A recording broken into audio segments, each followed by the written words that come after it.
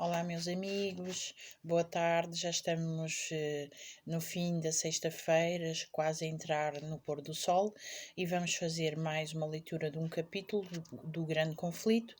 E estas vamos falar das Escrituras, da Bíblia, e achei que era muito importante que nós compreendêssemos, porque aqui vem o inimigo atacar. Há momentos em que nós, por vezes, queremos orar, queremos ler a Bíblia, assim é que é, peço desculpa.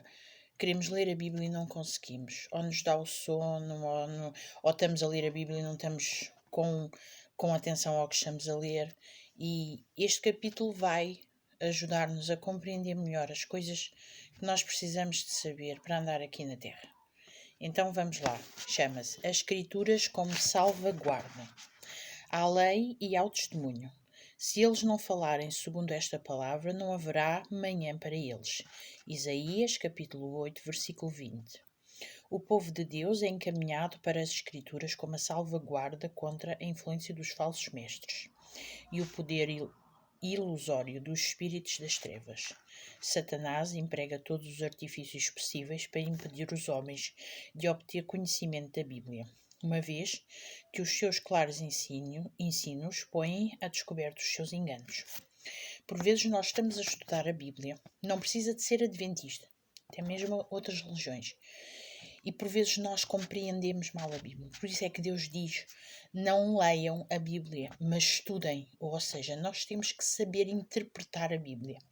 Por isso é que há tanta religião que diz que Jesus veio para abolir a lei. Porquê? Porque as interpretações das Escrituras estão mal, são interpretadas de outras formas. Jesus não veio para abolir a lei. Jesus veio para morrer por nós, por cada pecado nosso, para nós termos a vida eterna, não é?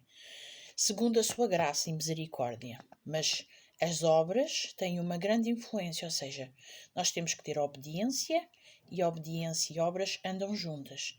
Mas claro que nós somos salvos pela graça de Deus, ok? Mas é importante percebermos que por vezes nós compreendemos mal a Bíblia, não é nada daquilo que lá está escrito.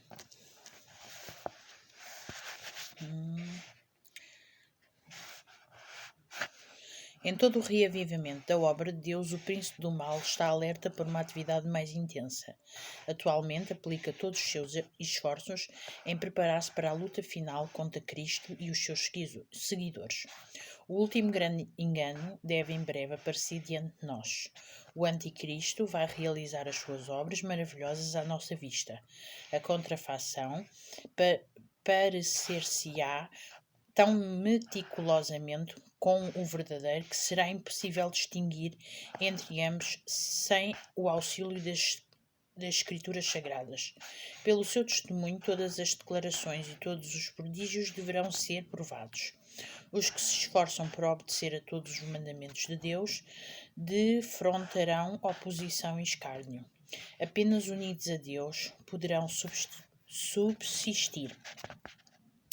Para poderem suportar a prova que está diante deles, devem compreender a vontade de Deus, tal como está revelado na sua palavra. Só poderão honrá-lo tendo um conceito correto do seu caráter, governo e objetivos e agindo de acordo com eles. Aqui está.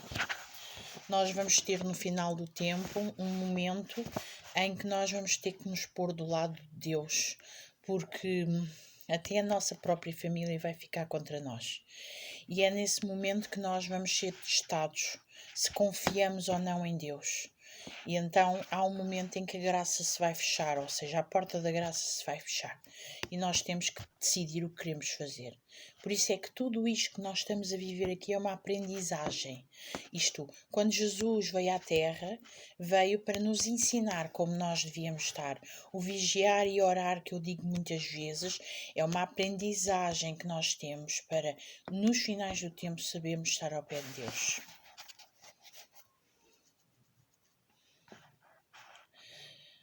Preferirei obedecer a Deus em vez de aos homens? A hora decisiva está às portas. Temos os nossos pés firmados na rocha do imutável palavra divina?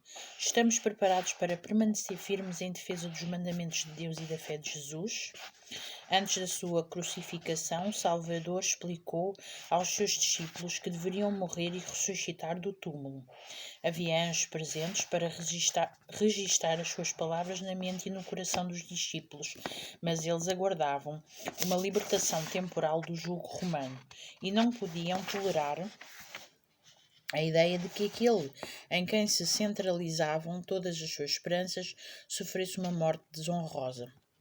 As palavras que precisavam de lembrar foram eliminadas da sua mente, e ao chegar o tempo da prova não estavam preparados. E porquê? Porque Jesus, durante o tempo do seu ministério e no momento em que foi à procura de cada discípulo, ele sempre ensinou os discípulos de como é que seria as coisas até ele morrer, que ele veio à terra para servir e não ser servido. E eles nunca acreditaram. E quando Jesus teve aquela morte mesmo muito dolorosa, eles aí conseguiram compreender, na medida de serem seres finitos, conseguiram compreender que Jesus dizia a verdade no sentido de que vinha à terra para servir e não para ser servido. A morte de Cristo destruiu tão completamente as suas esperanças como se ele não os tivesse previamente advertido. Assim, nas profecias, o futuro fica patente diante de nós tão claramente como se revelou aos discípulos pelas palavras de Cristo. Os acontecimentos ligados ao final do tempo da graça e à obra de preparação para o período de angústia estão claramente apresentados. Há, no entanto, multidões que não conseguem compreender estas importantes verdades, como se nunca tivessem sido reveladas. Satanás vigia para impedir que chegue até eles tudo o que os tornaria sábios para a salvação, e o tempo de angústia encontrá-los-á sem a devida preparação. Quando Deus envia aos homens advertências tão importantes, que são representadas como proclamadas por santos anjos a voar pelo meio do céu, Ele deseja que todas as pessoas dotadas da faculdade de raciocínio prestem atenção à mensagem. Os terríveis juízos pronunciados contra o culto à besta e à sua imagem, Apocalipse capítulo 14, do versículo 9 ao 11, deveriam levar todos a um estudo diligente das profecias para aprenderem o que é o sinal da besta e como devem evitar recebê-lo. As massas populares, porém, cerram os ouvidos à verdade, voltando-se para as fábulas. Olhando para os últimos dias, o apóstolo Paulo declarou: há de vir o tempo em que os homens não aguentarão a doutrina verdadeira. 2 Timóteo, capítulo 4, versículo 3. Esse tempo já chegou. As multidões rejeitam a verdade das Escrituras, por ela estar em desacordo com os desejos de coração pecaminoso, e que amam o mundo, e Satanás proporciona-lhes os enganos que amam.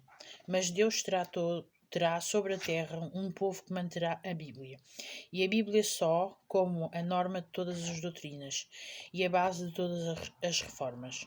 As opiniões de homens instruídos, as deduções da ciência, os credos ou decisões dos concílios eclesiásticos são numerosos e discordantes, como são as igrejas que apresentam a voz da maioria. Nenhuma destas coisas, nem todas em conjunto, deveriam ser consideradas como prova a favor ou contra qualquer ponto de fé religiosa. Antes de aceitar qualquer doutrina ou preceito, devemos pedir em seu apoio um claro "assim diz o Senhor". Satanás esforça-se constantemente para atrair a atenção do homem para si em vez de para Deus. Convence as pessoas a olharem para os bispos, pastores, os professores de teologia como sendo seus guias, em vez de examinarem as Escrituras para, por si mesmos, aprenderem o seu dever. Então, dominando o espírito desses dirigentes, podem influenciar as multidões de acordo com a sua vontade. Por isso é que há os anticristos. Através de padres, de pastores, nós vemos certas situações de que dizemos não pode ser, Jesus diz que isto não existia. Aí está o diabo a atuar. Quando Cristo veio para anunciar as palavras da vida, o povo comum ouviu-o alegremente e muitos mesmo entre os sacerdotes e príncipes creram nele. Mas os principais sacerdotes e os primeiros homens da nação estavam decididos a condenar e a repudiar os seus ensinos, embora todos os seus esforços para encontrar acusações contra ele fossem frustradas, e sem mesmo poder fugir à influência do poder e da sabedoria divinos que acompanhavam as suas palavras, refugiavam-se no preconceito, rejeitando as mais claras evidências do seu caráter messiânico, receosos de serem forçados a tornar-se seus discípulos. Estes oponentes de Jesus eram homens que o povo, desde a infância, tinha sido ensinado a reivindicar. Ensinado a reverenciar, e que perante a sua autoridade se tinha acostumado implicitamente a curvar-se. Como é, perguntavam, que os nossos príncipes e doutos escribas não creem em Jesus? Não o receberiam estes homens santos se ele fosse o Cristo? Foi a influência destes mestres que levou a nação judaica a rejeitar o seu Redentor? O espírito que atuava naqueles sacerdotes e príncipes continuava a ser demonstrado por muitos que afirmam ter grande piedade. Recusam-se a examinar o testemunho das Escrituras sobre as verdades especiais para esse tempo, apontam para o seu número, riqueza e popularidade e olham com desdém para os defensores da verdade por serem poucos, pobres e impopulares, com uma fé que os separa do mundo. Aqui faz-me lembrar, Jesus deu 2 mandamentos. Dos 10 mandamentos, 2 são importantes.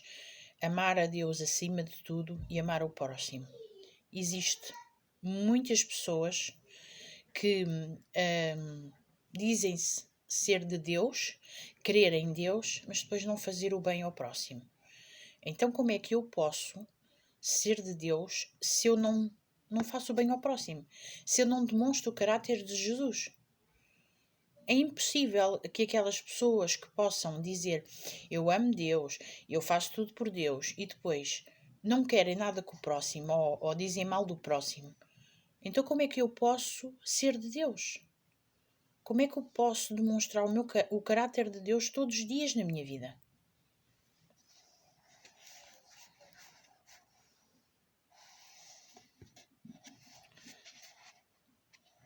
Cristo previu que o facto de pretender invalidar a autoridade apreciada pelos fariseus e escribas não cessaria com a dispersão dos judeus.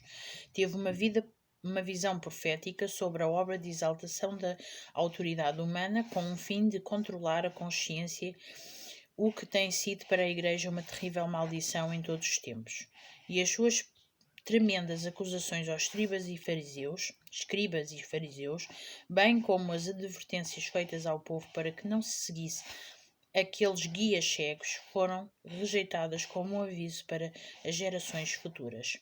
A Igreja Romana reserva ao clero o direito de interpretar as Escrituras, sobre o fundamento de que só os eclesiásticos são competentes para explicar a palavra de Deus. Esta é vedada ao povo comum. Embora a Reforma tornasse as Escrituras acessíveis a todos, o mesmíssimo espírito que Roma manteve continua a impedir as multidões nas igrejas protestantes de examinarem a Bíblia por si mesmas. Aqui está o clero, os tais anticristos que Jesus sempre disse que ia existir. Isto é o diabo a atuar nas pessoas, porque querem que as pessoas, ou seja, os comuns, saibam por eles o que a igreja é, não mostrando as Escrituras. Meus amigos, ficamos por aqui, mas eu só vos quero dizer uma coisa.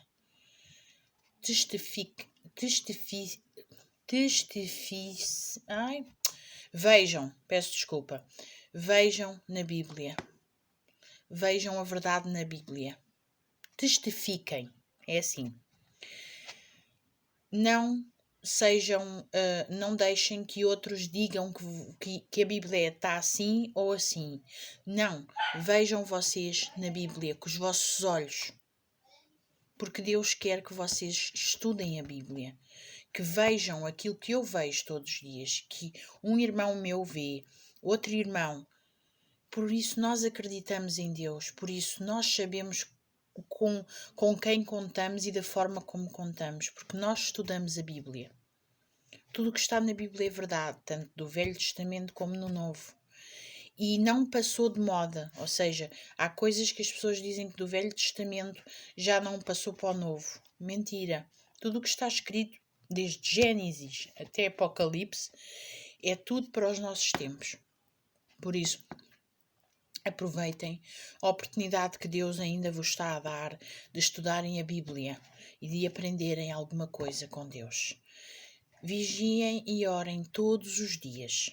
Vamos fazer só uma oração para completar aqui o nosso livro, O Grande Conflito, e podermos desfrutar de tudo o que Deus tem para cada um de nós.